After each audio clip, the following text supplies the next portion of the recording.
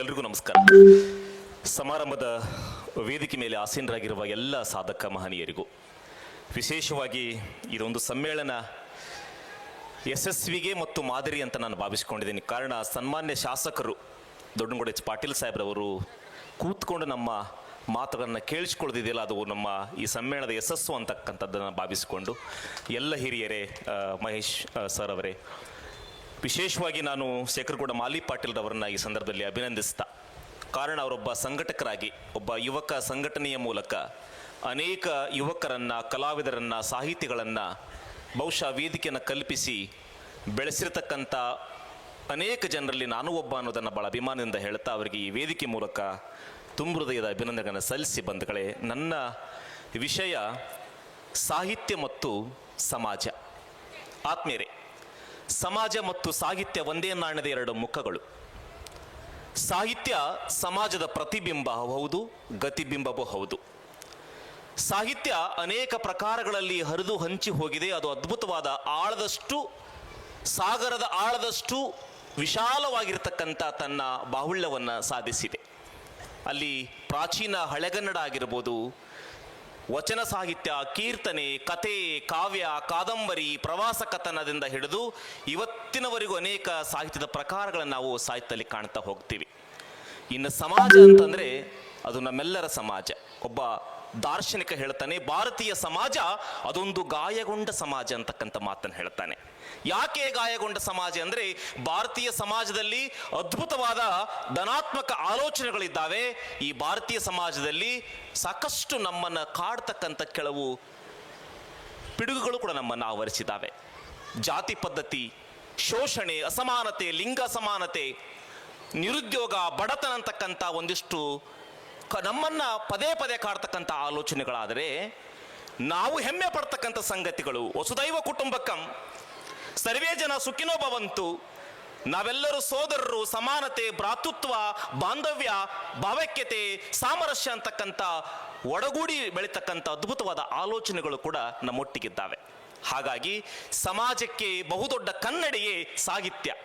ಸಮಾಜದಲ್ಲಿರುವ ಪ್ರತಿಯೊಬ್ಬರು ಕವಿಗಳು, ಕಲಾವಿದರು, ಸಾಹಿತಿಗಳು, ಬರಹಗಾರರು ಈ ಸಮಾಜವನ್ನು ಸರಿಯಾದ ರೀತಿಯಲ್ಲಿ ಕಟ್ಟಬೇಕು, ಈ ಸಮಾಜಕ್ಕೆ ಏನಾದರೂ ಒಂದು ಕೊಡುಗೆ ಕೊಡಬೇಕು ಅಂತಕ್ಕಂಥ ಆಸೆಯನ್ನು ಇಟ್ಟುಕೊಂಡು ಕೊಟ್ಟ ಕೃತಿಗಳು ಈ ಸಾಹಿತ್ಯದ ಕೃತಿಗಳು. ಈ ಕೃತಿಗಳಿಗೆ ಒಂದು ದೊಡ್ಡ ಸದಾಶಯ ಇದೆ.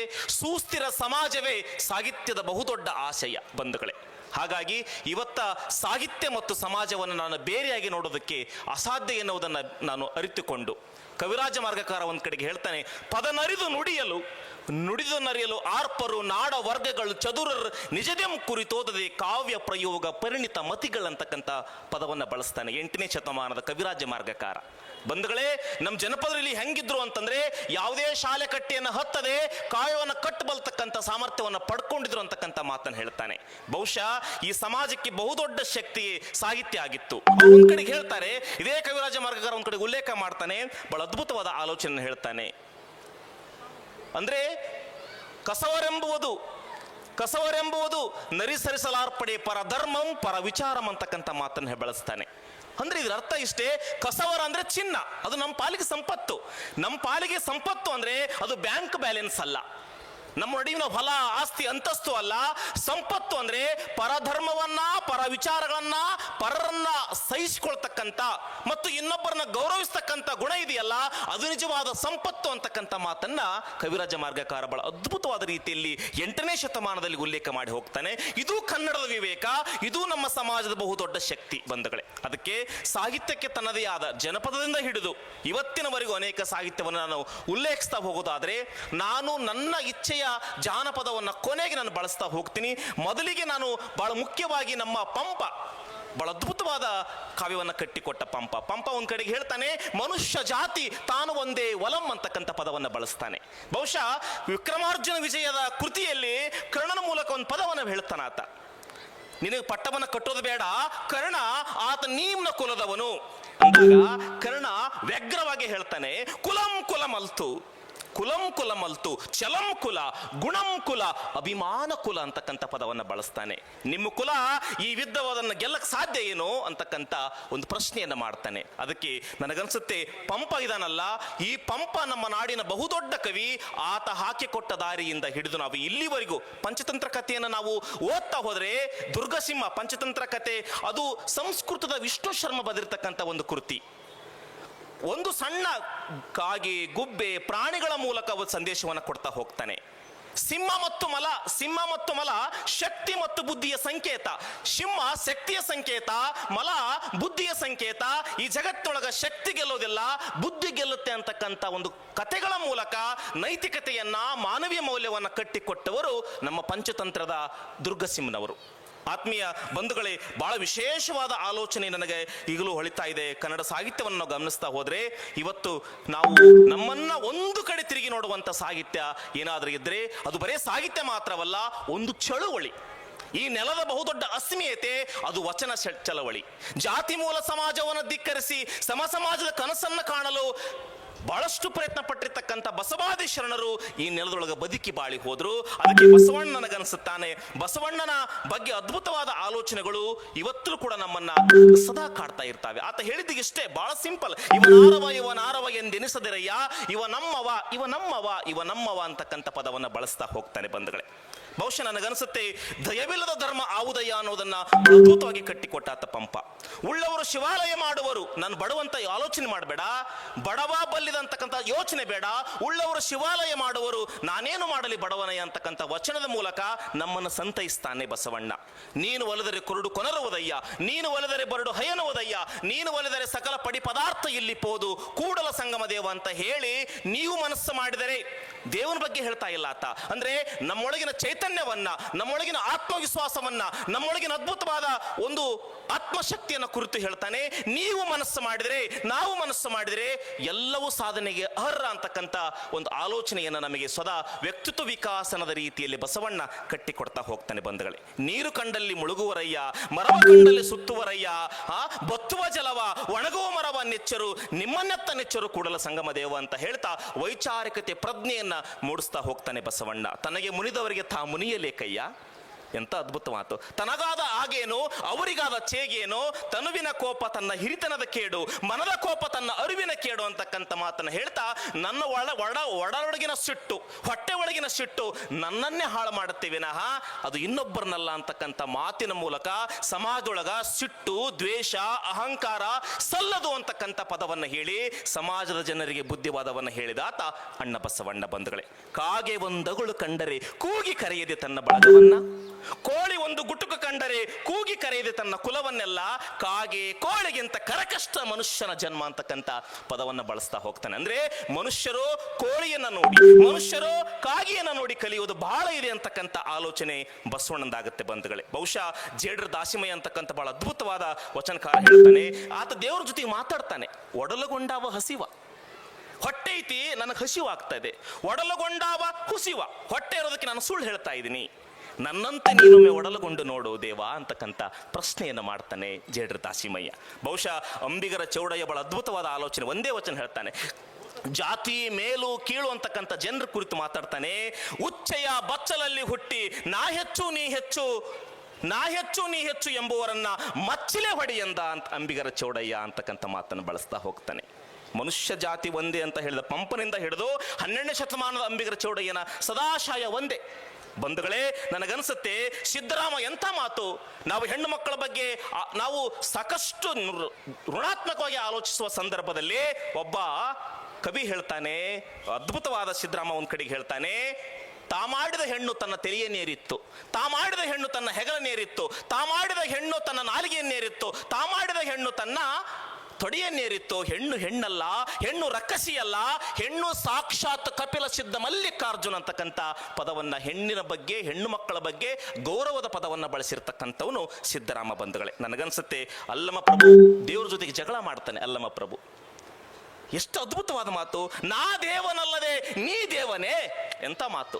ನಾನ್ ದೇವರಲ್ದ ನೀ ದೇವರನು, ನಾ ಯಾರಾದ್ರೂ ಹೊಸ್ತು ಬಂದ್ರ ಒಂದು ತುತ್ತು ಅನ್ನ ಕೊಡ್ತೀನಿ ನಾನು, ಯಾರಾದ್ರೂ ನೀರಡಿಕೆ ಆದ್ರ ಒಂದು ಗುಟುಕು ನೀರು ಕೊಡ್ತೀನಿ, ನೀ ದೇವರಾದ್ರ ನನ್ನನ್ನು ಯಾಕೆ ಸಲಲಿಲ್ಲ ನೀನು ಅಂತಕ್ಕಂಥ ವಾಗ್ವಾದವನ್ನ ಅಲ್ಲಮ ಪ್ರಭು ಮಾಡ್ತಾನೆ. ಬಹುಶಃ ಅಲ್ಲಮ ಪ್ರಭು ಈ ನಾಡಿನ ಬಹುದೊಡ್ಡ ಸಾಕ್ಷಿ ಪ್ರಜ್ಞೆ ಅಂತ ಹೇಳ್ತಾ ಈ ವಚನ ಚಳವಳಿ, ಈ ವಚನ ಕ್ರಾಂತಿ ಇದೆಯಲ್ಲ, ಬಹುಶಃ ಇವತ್ತಿನ ಸಮಾಜವನ್ನು ತಿದ್ದುವಲ್ಲಿ ಬಹಳ ದೊಡ್ಡ ಪ್ರಯತ್ನವನ್ನ ಮಾಡಿತು ಬಂಧುಗಳೇ. ಅದಕ್ಕೆ ನನಗನ್ಸುತ್ತೆ ಆಯದಕ್ಕೆ ಲಕ್ಕಮ್ಮ ಎಂತ ಅದ್ಭುತ ಶರಣಿ.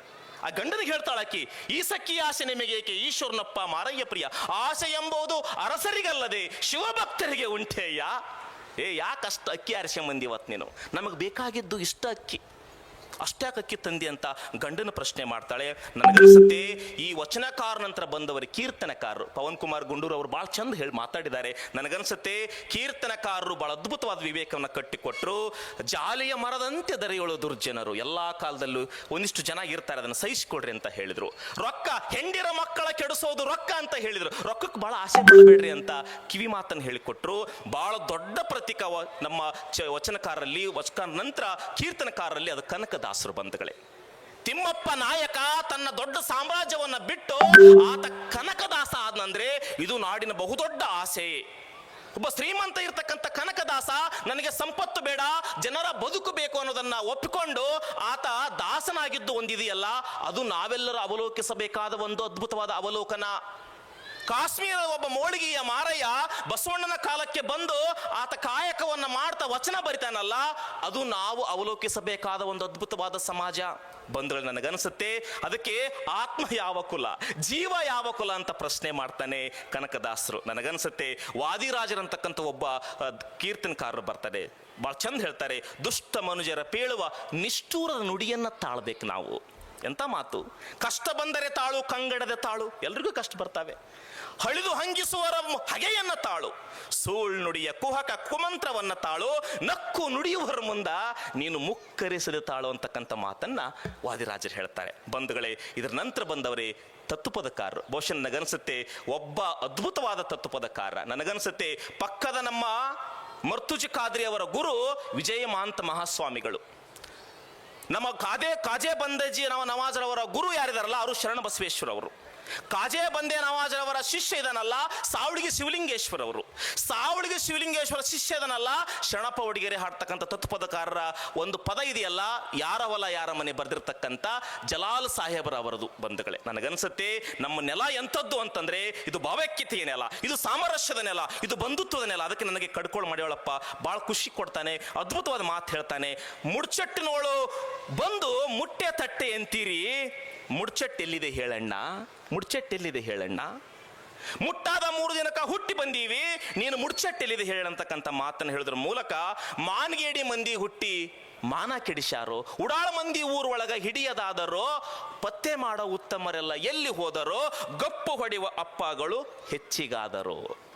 ಮನುಷ್ಯ ಹೇಗೆ ಬದುಕಬೇಕಂತ ಹೇಳ್ತಾನೆ, ಮಾತು ಕಲಿಯಬೇಕ, ಮಾತಿನ ಮರ್ಮ ತಿಳಿಯಬೇಕಾ, ಮಾತು ಬಲ್ಲ ಮಹಾಜನರದೊಂದಿಗೆ ನೀನು ಕತ್ತಿಯಂತೆ ಬೆನ್ನತ್ತಿರಬೇಕಂತಕ್ಕಂಥ ತತ್ವವನ್ನು ಹೇಳಿದಾತ ಕಡ್ಕೋಳು ಮಡಿವಾಳಪ್ಪನವರು. ಬಂಧುಗಳೇ, ಒಂದು ಸಮನ್ವಯ ಕ್ರಾಂತಿಯಾಗಿ ಭಾವೈಕ್ಯತೆಯ ಕ್ರಾಂತಿಯಾಗಿ ಬೆಳಗಿದ್ದು ಮತ್ತೊಬ್ಬ ದೊಡ್ಡ ತತ್ವದಕಾರ ಶಿಶುನಾಳ ಶರೀಫ. ಬಹಳ ಚಂದ ಹೇಳ್ತಾನೆ, ಯಾವ ಸಮಾಜದಲ್ಲಿ ಯಾವ ಸಂದರ್ಭದಲ್ಲಿ ಸುಮಾರು ಶತಮಾನಗಳ ಕಾಲ ಅಕ್ಷರದಿಂದ ವಂಚಿತರಾಗಿದ್ದೀವೋ, ನೀನು ಅಕ್ಷರ ಕಲಿಯಲು ಅನರ್ಹರು, ನೀವು 2 ಅಕ್ಷರ ಕಲಿಯಲು ಅನರ್ಹರು, ನೀವು ಕಲಿಬಾರ್ದು ಅಂತ ಯಾರು ಹೇಳ್ತಿದ್ರು ಅಂತ ಸಮುದಾಯಕ್ಕೆ ಸೇರಿದ ಒಬ್ಬ ಗೋವಿಂದ ಭಟ್ರು, ಏ ಶರೀಫಾ ಬಾರೋ ನಿನಗೆ ಅಕ್ಷರ ಕಲಿಸ್ತೀನಿ ಅಂತ ಕರೆದ್ರು. ಎಂತ ಅದ್ಭುತ ಈ ನಾಡಿನೊಳಗ. ಅದಕ್ಕೆ ಅಕ್ಷರ ಕಲಸ ಮುಂದೆ ಅವ್ರು ಹೇಳ್ತಾರ, ಹಾಕಿದೆ ಜನಿವಾರವ ಸದ್ಗುರುನಾಥ ಹಾಕಿದೆ ಜನಿವಾರವ ಅಂತಕ್ಕಂಥ ಹಾಡಿನ ಮೂಲಕ ಶರೀಫರು ಬಹಳ ಚಂದ ಕಟ್ಟಿ ಕೊಡ್ತಾರೆ. ನನಗನ್ಸುತ್ತೆ ಶರೀಫರ ಬದುಕಿದೆಯಲ್ಲ ಅದು ಧರ್ಮದ ಬೇಲೆಯನ್ನ ಒಡೆದ ಮಾನವೀಯತೆಯ ಪ್ರತೀಕ, ಜೀವನ ಪ್ರೀತಿ ಮತ್ತು ವೈರಾಗದ ಪ್ರತೀಕ. ಹುಟ್ಟಿದ್ದು ಹೊಲಿ ಮನಿ ಬಿಟ್ಟೊಂಟೆ ಖಾಲಿ ಮನಿ, ಎಷ್ಟಿದ್ದರೇನೋ ಇದು ಗಳಿಗೆ ಮನಿ. ಹುಟ್ಟಿದ್ದು ಹೊಲಿ ಮಾನಿ ಬಿಟ್ಟೊಂಟಿ ಕಾಯಿ ಮನಿ, ಎಷ್ಟಿದ್ದಾರೆ ನೀದು ಗಳಗಿ ಮನಿ, ಎಷ್ಟಿದ್ದಾರೆ ನೀದು ಗಳಗಿ ಮನಿ. ವಸ್ತಿ ಇರುವ ಮನಿ ಗಸ್ತು ತಿರುಗುವ ಮನಿ, ವಸ್ತಿ ಇರುವ ಮನಿ ಗಸ್ತು ತಿರುಗುವ ಮನಿ. ಶಿಸ್ತಿಲಿ ಕಾಣುವ ಶಿವನ ಮನೆ ಇದು, ಈ ಮನಿ ಎಂಥದ್ದು, 9 ದ್ವಾರ ದಾಟಿ ಗಂಟಿಕ್ಕಿ ಹೋಗುವಾಗ ಗಂಟೆ ಬಾರಿಸಿದಂತೆ ಗಾಳಿ ಮನಿ ಅಂತಕ್ಕಂತ ಹೇಳಿದವರು ನಮ್ಮ ಶಿಶುನಾಳ ಶರೀಫರು ಬಂಧುಗಳೇ. ನನಗನ್ಸುತ್ತೆ ಅದಕ್ಕೆ ಸಿಟ್ಟು ಬಂದಾಗ ನಿಧಾನ ಮಾಡೋಣ ಅಂತ ಹೇಳಿದವರು ನಮ್ಮ ಶರೀಫರು. ಕೊನೆಗೆ ಒಂದು ದೊಡ್ಡ ನಮ್ಮ ಪಕ್ಕದ ಈ ನೆರೆಗಲ್ಲಿನ ಒಬ್ಬ ಹುಚ್ಚಿರ ಪಜ್ಜ ಹೇಳುವ ತತ್ವ ಇದೆಯಲ್ಲ, ನಾವು ಬೆಕ್ಕಸಿ ಬೆರಗಾಗಬೇಕು. ಎಷ್ಟು ಚಂದ ಹೇಳ್ತಾನ, ಯಾವುದು ಹೌದು ಅದು ಅಲ್ಲ, ಯಾವುದು ಅಲ್ಲ ಅದು ಹೌದು ಅಂತ ಹೇಳ್ತಾನ್ರಿ. ನವಲಿಂಗದ ನಾಗಲಿಂಗಜ್ಜ ಹೇಳ್ತಾನ, ನಿರ್ಮಲವಾದ ಮನಸ್ಸೇ ಮಡಿ, ಉಳಿದುದೆಲ್ಲವೂ ಕಾಲ್ಮಡಿ ಅಂತ ಹೇಳಿ ನಾವು ಹೇಗೆ ಬದುಕಬೇಕಂತ ಕೊಟ್ಟವರು ನಮ್ಮ ಅದ್ಭುತವಾದ ಈ ತತ್ವಪದಕಾರರು. ಬಂಧುಗಳೇ, ನಿಮ್ಮೆಲ್ಲರಿಗೂ ನನಗನ್ಸುತ್ತೆ ನಮ್ಮ ಇದೇ ವಿಶೇಷ ಏನಪ್ಪಾ ಅಂತಂದ್ರೆ, ನನಗನ್ಸುತ್ತೆ ಇವತ್ತ ತಿಂತಣಿ ಮೌನೇಶ್ವರ್ ನಾವು ನೆನೆಸ್ಕೊಳ್ಳಬೇಕಾಗತ್ತೆ. ಬಸವಣ್ಣ ಎನ್ನುವ ಅಂಕಿತದ ಮೂಲಕ ಅವ್ರು ಎರಡೆರಡು ಪದ್ಯ ಬಹಳ ಚಂದ ಐತಿ ನೋಡ್ರಿ, ಎಷ್ಟು ಚಂದ. ಆದಿಮೂರ್ತಿ ಅಲ್ಲಮ ಪ್ರಭು ಮುಲ್ಲಾ ಮೊಹಮ್ಮದ್ ರಸೂಲ್ ಇಲ್ಲ ಬಹು ಪರಾಕ್. ನೋಡ್ರಿ, ಹಿಂದೂ ಮುಸಲ್ಮಾನರ ನಡುವೆ ಒಂದು ಅದ್ಭುತವಾದ ಒಂದು ಸೇತುವೆ ಆಗಿದ್ರು, ಅದು ತಿಂತಣಿ ಮೌನೇಶ್ವರ್ ಅವರು. ಅವರ ವಚನದ ಅಂಕಿತ ಬಸವಣ್ಣ, 1,80,500 ಪೀರ್ ಪೈಗಂಬರ್ ಮೌನುದ್ದೀನ್ ಕಾಶಿಪತಿ ಗಂಗಾಧರ ಹರ ಹರ ಮಹಾದೇವ ಅಂತಕ್ಕಂಥ ಒಂದು ಅದ್ಭುತವಾದ ವ್ಯಾಖ್ಯವನ್ನು ಅವ್ರು ಹೇಳ್ತಾರೆ. ಅಂದ್ರೆ ಇಲ್ಲಿ ಬೇರೆ ಯಾರೂ ಅಲ್ಲ, ನಾವೆಲ್ಲ ಒಂದು ಅಂತ ಹೇಳ್ತಾನೆ. ಕನ್ನಡದ ವಿವೇಕ ಎಂಥದ್ದು, ಸಾಹಿತಿಗಳು ನಮಗೆ ಏನು ಕಲಿಸಿಕೊಟ್ಟಾರ ಅಂತಂದ್ರೆ, ಸರ್ವಜ್ಞ ಒಂದ್ ಕಡೆ ಹೇಳ್ತಾನೆ, ಅನ್ನವನ್ನು ಇಕ್ಕುವುದು ನನ್ನೆಯನ್ನು ನುಡಿಯುವುದು ತನ್ನಂತೆ ತಾ ಪರ್ರ ಬಗಿದಡೆ ಭಿನ್ನಾಣ ಕೈಲಾಸ ಭಿನ್ನಾಣವಕ್ಕೂ ಸರ್ವಜ್ಞ ಅಂತಕ್ಕಂಥ ಪದವನ್ನ ಸರ್ವಜ್ಞ ಬಳಸ್ತಾ ಹೋಗ್ತಾನೆ. ಬಂಧುಗಳೇ, ಆಧುನಿಕ ಸಾಹಿತ್ಯ ಕೂಡ ಅಷ್ಟು ಅದ್ಭುತವಾದ ಸಾಹಿತ್ಯ. ಕುವೆಂಪು ಬಹಳ ಅದ್ಭುತವಾದ ಕವಿ, ಮನುಜ ಮತ ವಿಶ್ವಪಥ ಅಂತ ಹೇಳ್ತಾನೆ. ವಿಶ್ವಮಾನವ ಸಂದೇಶವನ್ನ ಕೊಟ್ಟಾತ ಕುವೆಂಪುರವರ ವೈಚಾರಿಕ ಚಿಂತನೆಯನ್ನ ಕೊಟ್ಟರು, ಮೂಢನಂಬಿಕೆಗಳನ್ನ ವಿರೋಧಿಸಿರು.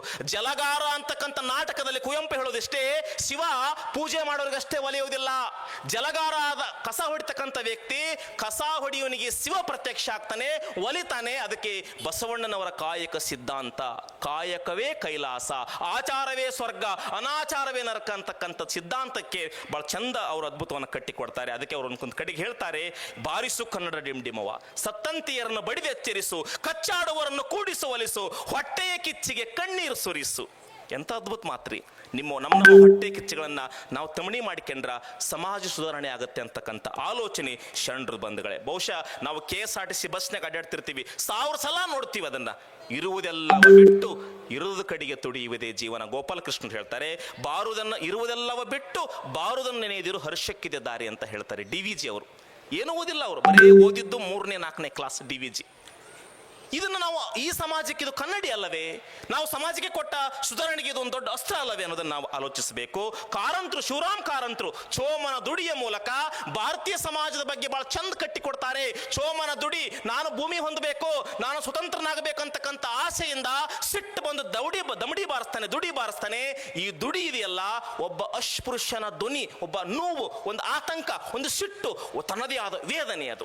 ಅದಕ್ಕೆ ಅವ್ರು ಹೇಳ್ತಾರೆ, ನನಗನ್ಸತ್ತೆ ದುಡಿ ಸೋಸಿ ವರ್ಗಗಳ ಆಂತರಿಕ ಒಳಧ್ವನಿ ಅನ್ನೋದನ್ನ ಅವ್ರು ಬಹಳ ಚಂದ ಹೇಳ್ತಾರೆ. ನನಗನ್ಸುತ್ತೆ ಬಂಧುಗಳೇ, ಬಹುಶಃ GS ಅವರು ಬಹಳ ಚಂದ ಇಷ್ಟೆಲ್ಲ ಎಲ್ಲೋ ಹುಡುಕಿದ ಇಲ್ಲದ ದೇವರ ಕಲ್ಲು ಮಣ್ಣುಗಳ ಗುಡಿ ಒಳಗೆ, ನೀವು ದೇವರನ್ನ ಗುಡಿ ಒಳಗೆ, ಚರ್ಚ್ ಒಳಗ, ಮಸೀದಿ ಒಳಗೆ ಹುಡುಕ್ಬೇಡ್ರಿ, ನಿಮ್ಮೊಳಗೆ ಹುಡುಕೊಳ್ರಿ. ಇಲ್ಲೇ ಇರುವ ಪ್ರೀತಿಯನ್ನ ಹುಡುಕ್ರಿ, ನಮ್ಮೊಳಗಿನ ಸ್ನೇಹವನ್ನ ಗಳಿಸ್ರಿ.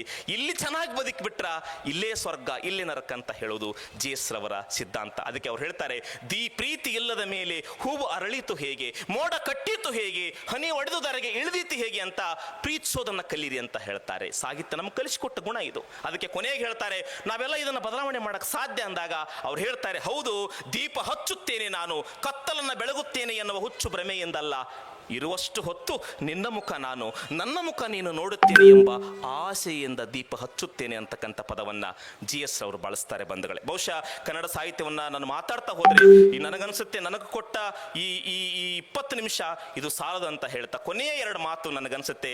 ಜಾನಪದರು, ನಾನು ಯಾಕೆ ಮುಂಚೆ ಜಾನಪದ ಹೇಳಲಿಲ್ಲ ಅಂತಂದ್ರೆ, ಜೀವನ್ ಸಾಬ್ ಜನಪದ ಕಲಾವಿದ, ಜನಪದವನ್ನ ಹೇಳಿ ಹೊರಟ್ಬಿಟ್ರಂತ ಯಾರಿಗೂ ಅನಿಸಬಾರ್ದಂತ ಸಮಯ ಉಳಿದ್ರೆ ಮಾತ್ರ ಜನಪದ ಬಗ್ಗೆ ಮಾತಾಡಬೇಕು ಅನ್ಕೊಂಡಿದ್ದೆ. ಬಹುಶಃ ಜನಪದರು ಎಲ್ಲಿ ಓದಲಾರದ ಜನಪದರು ಸಮಾಜವನ್ನು ತಿದ್ದಿದರು. ಸೋಬಾನೆ ಹಾಡ್ತಕ್ಕಂಥ ಸೋಬಾನೆಗಾರ್ತಿ ಜನಪದರು, ಬಯಲು ವಿಶ್ವವಿದ್ಯಾಲಯದ ಬಹುದೊಡ್ಡ ವಿದ್ವಾಂಸರು ಜನಪದರು. ಅವರು ಯಾವ ಶಾಲೆ ಕಟ್ಟಿಯನ್ನು ಹತ್ತಲಿಲ್ಲ, ಓದಿಲ್ಲ, ಬರೀಲಿಲ್ಲ. ಅಕ್ಷರದ ಭಂಡಾರಕ್ಕೆ ತಮ್ಮ ಬಂಗಾರದಂತ ನುಡಿಗಳನ್ನ ಕಾಣಿಕೆಯಾಗಿ ಕೊಟ್ಟವರು, ಉಡಿ ತುಂಬಿದವರು ನಮ್ಮ ಜನಪದಗಾರರು. ನನಗನ್ಸುತ್ತೆ ಇಲ್ಲಿ ರಾಜೇಶ್ ಅವ್ರು ಕುಂತಿದ್ದಾರೆ. ಅವ್ರ ಅಜ್ಜಿ ಅದ್ಭುತವಾದ ದೊಡ್ಡ ಹಾಡುಗಾರ್ತಿ, ಬಾಗಲಕೋಟೆ ಜಿಲ್ಲೆಯ ಗೌರಮ್ಮ ಅಂತ. ಗೌರಮ್ಮನ ಬಗ್ಗೆ ನಾನು ಮಾತಾಡಬೇಕಾದಾಗ, ನನ್ನ ತೋಂಟದಾರ್ಯ ಮಠದಲ್ಲಿ ಮಾತಾಡಬೇಕಾದಾಗ ಅಜ್ಜವ್ರವರು ಭಾವಪರವಶವಾದರು. ಅಷ್ಟು ದೊಡ್ಡ ಸಾಧಕಿ ಆಕಿ. ಒಬ್ಬ ತಾಯಿ ಭಾಳ ಚೆನ್ನಾಗಿ ಎಷ್ಟು ಸಾಧನೆ ಮಾಡ್ತಾಳಂದ್ರೆ, ರಾತ್ರಿ 12 ಗಂಟೆಗೆ ಹಿಂಗೆ ಬಸ್ ಸ್ಟ್ಯಾಂಡಿಂದ ಹೋಗಬೇಕಾದಾಗ ಪೊಲೀಸರು ಹಿಡಿತಾರೆ ಆಕಿನ. ಏ ಮುದುಕಿ ನಿಂದ್ರು. ಯಾಕ್ರಿ ಅಪ್ಪ? ಎಲ್ಲಿ ಹೋಗಿದ್ದೆ ನೀನು? ಯಪ್ಪ ಹಾಡಕ್ಕೆ ಹೋಗಿದ್ದೆ.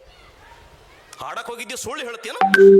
ಪೊಲೀಸ್ ಸ್ಟೇಷನ್ಗೆ ಕರ್ಕೊಂಡು ಯಪ್ಪ ನಾನು ನಿಜವಾಗಲೂ ಹಾಡೋದಕ್ಕೆ ಹೋಗಿದ್ದೆ.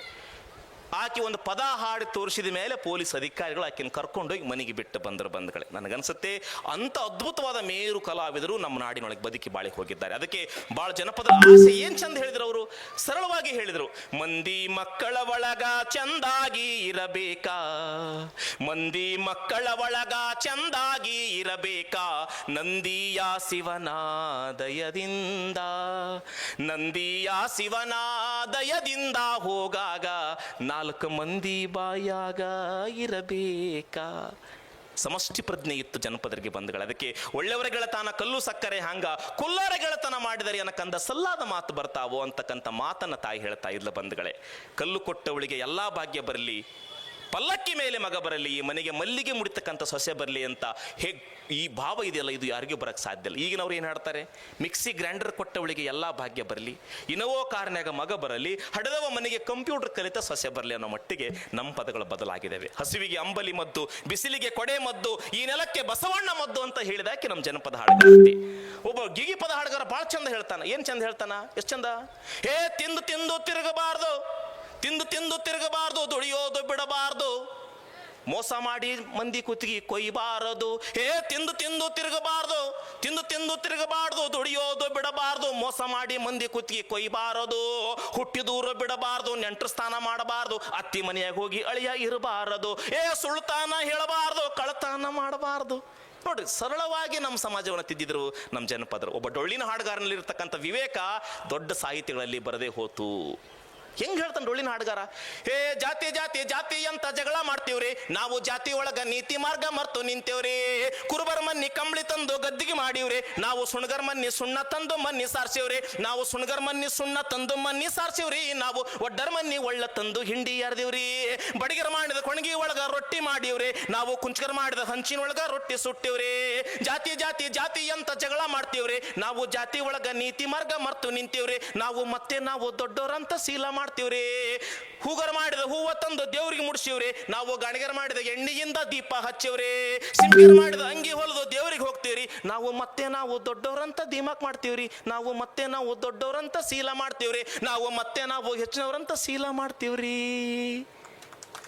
ಒಬ್ಬ ಡೊಳ್ಳಿನ ಹಾಡುಗಾರ ಸಮಾಜವನ್ನು ತಿದ್ದುವ ಪ್ರಯತ್ನ ಇದೆಯಲ್ಲ, ಅದನ್ನ ಅವಲೋಕಿಸ್ಬೇಕು ಬಂಧುಗಳೇ. ಒಬ್ಬ ಬನ್ನಿ ಮುಡಿಯೋಣ ಬಾರ, ದಸರಾ ಹಬ್ಬದಲ್ಲಿ ಒಬ್ಬ ತಾಯಿ ಹೇಳ್ತಾಳ, ಬನ್ನಿ ಮುಡಿಯೋಣ ಬಾರ, ಯಾವ ಮರಿಯೋಣ ಬನ್ನ, ಯಾವ ಮರಿಯೋಣ ಬನ್ನಿ, ಮತ್ತೆ ಒಂದಾಗಿ ಇರೋ ಬನ್ನಿ ಅಂತಕ್ಕಂಥ ಪದವನ್ನ ಹೇಳ್ತಾಳೆ. ನನಗನ್ಸುತ್ತೆ, ಬಂಗಾರ ಬಳಿ ತೊಟ್ಟು ಬಡವರನ್ನ ಬೈಬೇಡ, ಬಂಗಾರ ನಿನಗೆ ಸ್ಥಿರವಲ್ಲ ಎನ ಮಗಳೇ, ಮಧ್ಯಾಹ್ನದ ನೆರಳಲ್ಲ ಅಂತಕ್ಕಂಥ ತತ್ವವನ್ನ ಜನಪದರು ಹೇಳ್ತಾರೆ. ನನಗನ್ಸುತ್ತೆ, ಸಾಮರ್ಥ್ಯ ಸೌಹಾರ್ದ ಹೆಂಗಿತ್ತು ಆಗಿನ ಕಾಲದಾಗ, ಇಬ್ಬರು ಗೆಳತಿಯರ ಕೂಡಿ ನೀರಿಗೆ ಹೋದಾಗ ಕುಲವ ಕೇಳ್ಯಾರ ನಮ್ಮಿಬ್ಬರನ್ನ, ಅವಾಗ ನಾನು ಹೇಳಿದನು ನಮ್ದು ಕುಲವೆರಡು ಮನವೊಂದು ಅಂತಕ್ಕಂಥ ಮಾತನ್ನ ಒಬ್ಬ ಹೆಣ್ಣು ಮಗಳು ಹೇಳ್ತಾಳೆ. ನನಗನ್ಸುತ್ತೆ, ಒಡಪಿನ ಮೂಲಕ ಜನಪದರು ತಮ್ಮ ಗಂಡನನ್ನ ತಿದ್ದಿದ್ರು. ದ್ರೌಪದಿಯನ್ನು ಮುಟ್ಟಿ ದುಶ್ಯಾಸನ ಕೆಟ್ಟ, ಸೀತೆಯನ್ನು ಮುಟ್ಟಿ ರಾವಣ ಕೆಟ್ಟ, ನನ್ನ ಗಂಡ ನಾಟಕ ಆಡಿ ಕೆಟ್ಟ ಅಂತ ಹೇಳ್ತಾಳ್ರಿ ಆಕಿ. ಎಂತ ಅದ್ಭುತ. ಬಹಳ ಹೇಳಿಲ್ಲ ಆಕಿ, 2 ಪದವಾಗಿ ಹೇಳಿದ್ಲು. ಅಂದ್ರೆ ತನ್ನ ಗಂಡನ ತಿದ್ದಿಲ್ಲ, ಹಗಲೆಲ್ಲ ನೆಟ್ಟಾಗ ರಾತ್ರಿ ಸೊಟ್ಟಾಗ. ಇಷ್ಟ ಹೇಳಿಲ್ಲ ಆಕಿ ಭಾಳ. ನಿನ್ನ ಗಂಡನ ಹೆಸರು ಹೇಳಂದ್ರೆ ಹಗಲೆಲ್ಲ ನೆಟ್ಟಾಗ ರಾತ್ರಿ ಸೊಟ್ಟಾಗ. ಇನ್ನೊಂದು ಹೇಳವಂದ್ರ, ಆ ಕಪಾಟು ಈ ಕಪಾಟು, ಸಣ್ಣ ಕಪಾಟು ದೊಡ್ಡ ಕಪಾಟು, ನನ್ನ ಗಂಡನ ತಲೆ ಸಪಾಟು ಅಂದ್ಲಾಕಿ. ಹಾಸ್ಯ ಇದೆ, ಅದರಲ್ಲಿ ಅದರ ತತ್ವ ಇದೆ ಬಂದ್ರು. ಅದಕ್ಕೆ ಒಡಪು ಒಗಟು. ಅದಕ್ಕೆ ನನಗನ್ಸುತ್ತೆ, ಬಹುಶಃ ಕಾಸಿಗೆ ಹೋಗಲಿಕ್ಕ ಎಷ್ಟೊಂದು ದಿನ ಬೇಕು, ತಾಸೊತ್ತಿನ ಹಾದಿ ತವರೂರ, ನಿನಗೋಸ್ಕರ ಕಾದು ಕುಂತವಳೆ ಹಡದವ ಅಂತ ಹೇಳಿದಾಕಿ ನಮ್ಮ ಜನಪದರು. ಅಕ್ಕ ಹೇಳ್ತಾಳ ತಮ್ಮಗ, ತಿಳಿಗೇಡಿಯನ ತಮ್ಮ ತಾಯವನ ಬೈಬ್ಯಾಡ, ಬಾಳ ದಿನದಾಕಿ ಹಡದವ್ವ, ಬಾಳ ದಿನದಾಕಿ ಹಡದವನ ಬೈದಾರ, ಬಾಳ ಮರುಗ್ಯಾಳು ಮನದಾಗ. ಹಡದ ತಾಯಿಯನ್ನ ಹೊಡೆದ ಬೈಬೇಡ, ನರಕ ತಪ್ಪುವುದಿಲ್ಲ, ಹೆತ್ತ ತಾಯಿಯ ಬೇರೆ ಇಟ್ಟರ ದೇವರೊಪ್ಪುವುದಿಲ್ಲ ಅಂತಕ್ಕಂಥ ಮಾತನ್ನ ಜನಪದರು ಹೇಳಿದ್ರು ಬಂಧುಗಳೇ. ಆಲಕ್ಕೆ ಹೂವಿಲ್ಲ, ಆಲಕ್ಕೆ ಹೂವಿಲ್ಲ, ಸಾಲಕ್ಕೆ ಕೊನೆಯಿಲ್ಲ, ಆಲಕ್ಕೆ ಹೂವಿಲ್ಲ, ಸಾಲಕ್ಕೆ ಕೊನೆಯಿಲ್ಲ, ಜಾಲಿಯ ಮರವು ನೆರಳಲ್ಲ, ಜಾಲಿಯ ಮರವು ನೆರಳಲ್ಲ, ಹೆಣ್ಣಿಗೆ ತಾಯಿಯ ಮನೆಯೂ ಸ್ಥಿರವಲ್ಲ, ಎಳೆಗಾರು ಎತ್ತಲ್ಲ, ದಳ ಒಳವಾಗಿ ದೊರೆಯಲ್ಲ ಮನೆಗೆ ಬಂದಳಿಯ ಮಗನಲ್ಲ, ಮನೆಗೆ ಬಂದಳಿಯ ಮಗನಲ್ಲ, ನನ್ನ ಮಗಳೇ ಮಾತು ತಂದವಳು ಮಗಳಲ್ಲ, ಮಾತು ತಂದವನು ಮಗನಲ್ಲ, ಮಾತು ತಂದವನು ಮಗನಲ್ಲ. ಬಂಧುಗಳೇ, ಇಷ್ಟು ಸಾಕು. ಹೇಳ್ತಾ ಹೋದ್ರೆ ಆದಾವ ನಮ್ಮ ಜೋಳ ಉಳಿದಾವ ನಮ್ಮ ಹಾಡ, ಈಗ ಸಾಕವ ನಿನಕಲ್ಲ ಅಂತ ಹೇಳ್ತಾ, ಜನಪದ ನಮ್ಮ ಸಾಹಿತ್ಯ, ನಮ್ಮ ಸಂಸ್ಕೃತಿ, ಸಮಾಜವನ್ನು ತಿದ್ದುವ ಶಕ್ತಿ ಪಡೆದಾವ. ನಾವು ಬರೇ ಮಾತಾಡಕತ್ತೀವಿ, ಕಾಲ್ ಕೆಟ್ಟೈತಿ ಕಾಲ್ ಕೆಟ್ಟೈತಿ, ಕಾಲ್ ಕೆಟ್ಟಿಲ್ಲ. ಸಾಹಿತ್ಯ ಸಮ್ಮೇಳನದಾಗ ಇಷ್ಟು ಜನ ಕುತ್ಕೊಂಡು ಕೇಳಕತ್ತಿರಲ್ಲ, ಇದು ಒಂದು ಹೊಸ ಕಾಲ. ನಾವು ಬರೇ ಇಲ್ಲಿ ಕುಂತ್ಕೊಂಡ್ರು ಕಡಿಮೆ, ಹೊರಗಡೆ ಕೇಳ್ತಕ್ಕಂಥ ಸಾವಿರಾರು ಮಂದಿ ಇದನ್ನು ಕೇಳಕತ್ತಾರ. ನಾವು ಕಾಲಕ್ಕೆ ತಕ್ಕಂತೆ ನಡಿಕೊಳ್ಬೇಕು. ಒಬ್ಬ ಡೊಳ್ಳಿನ ಹಾಡುಗಾರ ಹೇಳ್ತಾನ, ಏ ಕಾಲ ಕೆಟ್ಟೈತೆ ಅಂತ ನಾವು ಕಟ್ಟಿ ಮೇಲೆ ಮಾತಾಡ್ತೀವಿ, ಕಾಲ ಕೆಟ್ಟಿಲ್ಲಪ್ಪ ನಮ್ಮ ತೆಲ್ಲಿ ಕೆಟ್ಟೈತೆ. ಒಂದೇ ಜಾತಿ ಒಂದೇ ಕುಲ ಅಣ್ಣ ತಮ್ಮ ಎಲ್ಲ ಹೋಗಿ ಜಾತಿ ರಾಜಕಾರಣ ಈಗ ಜೋರು ಆಗೈತಿ. ಸತ್ಯದ ತೆಲ್ಲಿ ಮೇಲೆ ಸುಳ್ಳು ಹೋಗಿ ನಿಂತುಕೊಂಡು ಮಾಯದ ಗಾಳಿಯು ಬೀಸಾಕತ್ತೈತಿ. ದುಡ್ಡಿಲ್ಲ ದುಡಿಮೆ ಇಲ್ಲ, ಕಿಸೆದಾಗ ರೊಕ್ಕ ಇಲ್ಲ, ದಿನ ಬಳಸೋ ವಸ್ತು ಈಗ ದುಬಾರಿ ಆಗೈತಿ, ದಿನ ಬಳಸೋ ವಸ್ತು ಈಗ ದುಬಾರಿ ಆಗೈತಿ. ಹಣಿ ಮೇಲೆ ಕುಂಕುಮ ಇಲ್ಲ, ಕೈಯಾಗ ಒಟ್ಟ ಬಳ್ಳಿ ಇಲ್ಲ, ಹರ್ಕ ಪರ್ಕ ಪ್ಯಾಂಟು ಹಾಕೋ ಪ್ಯಾಶನ್ ಬಂದೈತಿ. ಎಂತ ಚೆನ್ನಾಗಿ ಹೇಳ್ತಾರ ಅವರು. ಏ ತಂಗುಳ್ ರೊಟ್ಟಿ ರಾಗಿ ಮುದ್ದೆ, ತಂಗುಳ್ ರೊಟ್ಟಿ ಪುಂಡಿ ಪಲ್ಯ, ಗಟ್ಟಿ ಹಾರ ಬಿಟ್ಟಿರಪ್ಪ, ಎಗ್ ರೈಸ್ ತಿನ್ನ ಕತ್ತಿರಿ ಹೊಟ್ಟಿ ಬಂದೈತಿ. ಎಷ್ಟು ಸರಳವಾಗಿ ಹೇಳ್ತಾರ. ರಾಗಿ ಮುದ್ದೆ ಜೋಳದ ರೊಟ್ಟಿ ಗಟ್ಟಿ ಹಾರ ಬಿಟ್ಟಿರಪ್ಪ, ರಾಗಿ ಮುದ್ದೆ ಜೋಳದ ರೊಟ್ಟಿ ಗಟ್ಟಿ ಹಾರ ಬಿಟ್ಟಿರಪ್ಪ, ಶುಗರ್ ಬಿ ಪಿ ನಿಮ್ಗ ಈಗ ಹೆಚ್ಚು ಆಗೈತಿ. ಇಲ್ಲಿಗೆ ಈ ಹಾಡು ಮುಗಿಸೋದೈತ್ರಿ, ಸಾಹೇಬ್ರ ಹಾಡು ಕೇಳಿರಲ್ಲ ಇದು ಹೆಂಗೈತ್ರಿ. ಇಷ್ಟೇ ಬಂಧುಗಳೇ. ಅದಕ್ಕೆ ಸಾಹಿತ್ಯ ಸಮಾಜದ ಕನ್ನಡಿ, ಅದು ಗತಿಬಿಂಬ. ನಾವು ಸಾಹಿತ್ಯ ಅಂದ್ರೆ ಏನೂ ಅಲ್ಲ, ನಾವು ಹೇಗಿದ್ದೀವಲ್ಲ ಅದು ಹಾಗೆ ಸಾಹಿತ್ಯ ಐತೆ ಅಂತ ಹೇಳ್ತಾ, ಸಾಹಿತ್ಯದ ಮುಖ್ಯವಾದ ಉದ್ದೇಶ ನಮ್ಮನ್ನು ಬದಲಾಯಿಸುವುದು, ನಮ್ಮನ್ನು ಒಳಿತಿನ ಕಡೆಗೆ ಕೊಂಡೊಯ್ಯೋದು, ಆ ಮೂಲಕ ಎಲ್ಲರೂ ಖುಷಿಯಾಗಿ ಬದುಕುವಂತೆ ಮಾಡುವುದು. ಸರ್ವೇ ಜನ ಸುಖಿನೋ ಭವಂತು. ಎಲ್ಲಾದರೂ ಇರಲ್ಲವ್ವ ಹುಲ್ಲಾಗಿ ಬೆಳೆಯಲಿ, ನೆಲ್ಲಿ ಬಡ್ಡಾಗಿ ಚಿಗಿಯಲಿ, ನನ್ನ ಮಕ್ಕಳು ಜಯವಂತರಾಗಿ ಬಾಳ್ಲಿ ಅಂತ ಒಬ್ಬ ಹಾಡುಗಾರ್ತಿಯನ್ನು ನೆನೆಸ್ತಾಳ. ಹಾಗೆ ಈ ಸಾಹಿತ್ಯ ಸಮ್ಮೇಳನದ ಮೂಲಕ ನಮ್ಮ ಕುಷ್ಟಗಿಯ ಸಾಹಿತ್ಯ ಸಮ್ಮೇಳನ 14ನೆಯ ಜಿಲ್ಲಾ ಸಮ್ಮೇಳನ, ಅದು ಮನ್ನಾಪುರ, ಇದು ಅದ್ಭುತವಾದ ಕಲಾವಿದರ ತವರೂರು ಅಂತಕ್ಕಂಥ ಬಹಳ ಅಭಿಮಾನದ ಮಾತನ್ನು ಹೇಳ್ತಾ, ಶೇಖರಗೌಡ ಮಾಲಿ ಪಾಟೀಲ್ ರವರ ಒಂದು ಅದ್ಭುತವಾದ ಸಾಧನೆಗೆ ಇದೊಂದು ಕಳಶಪ್ರಾಯ ಅಂತ ಹೇಳ್ತಾ, ಇದನ್ನು ಸನ್ಮಾನ್ಯ ಶಾಸಕರಾದಿಗೆ ಎಲ್ಲರೂ ಇದು ನಮ್ಮ ಹಬ್ಬ ಅನ್ನೋದನ್ನ ನಾವು ಬಹಳ ಪ್ರೀತಿಸ್ತಿದ್ದೀವಲ್ಲ, ಇದು ನಮ್ಮೆಲ್ಲರ ಬಹುದೊಡ್ಡ ಅಭಿಮಾನದ ಸಂಗತಿ ಅಂತ ಹೇಳ್ತಾ, ಅವಕಾಶ ಕೊಟ್ಟ ನನಗೆ ವಂದನೆಯನ್ನು ಸಲ್ಲಿಸಿ, 2026ರಲ್ಲಿದ್ದೀವಿ. 2004ರಲ್ಲಿ ಕಾರ್ಟಿಗೆಲ್ ನಡೀತಕ್ಕಂಥ ಸಮ್ಮೇಳನದಾಗ ನನಗೆ ಶೇಖರಗೌಡರು ರವಿತೇಜ್ ಅಬ್ಬಿಗೆರೆ ಅಂತಿದ್ರು. ಅವಾಗ ಹಾಡಕ್ಕೆ ಒಂದು ಅವಕಾಶ ಕೊಟ್ಟಿದ್ರು. ಹೋಗಾಕ ನನ್ನ ಹತ್ರ ರೊಕ್ಕ ಇದ್ದಿಲ್ಲ ಹಾಡಕ್ಕೆ. ಅವತ್ತಿನ ನಾನು ವಿದ್ಯಾರ್ಥಿ ಆಗಿದ್ದೆ. ಅಕ್ಬರ್ ಕಾಲ್ಮಿರ್ಚಿ ಅಂತಕ್ಕಂಥವ್ರು 20 ರೂಪಾಯಿ ಕೊಟ್ಟ ಜೀವನ ಸಾಬ್ ಹೋಗಿ ಹಾಡಿಬ ಅಂತ ಕಳಿಸಿಕೊಟ್ಟಿದ್ರು. ನನಗನ್ಸುತ್ತೆ ಅವತ್ತಿನ ಸಮ್ಮೇಳನ ಇವತ್ತಿನ ಸಮ್ಮೇಳನ ಆ ನೆನಪು ನಮ್ಮನ್ನು ಮತ್ತೆ ಮರಿ ಕಳಿಸ್ತೆ ಅಂತ ಹೇಳ್ತಾ, ಈ ಕನ್ನಡ ಸಾಹಿತ್ಯ ಸಮ್ಮೇಳನದ ಪ್ರೀತಿಗೆ ನಿಮ್ಮೆಲ್ಲರಿಗೂ ಅಭಿಮಾನದ ನಮಸ್ಕಾರಗಳು. ನಮಸ್ಕಾರ.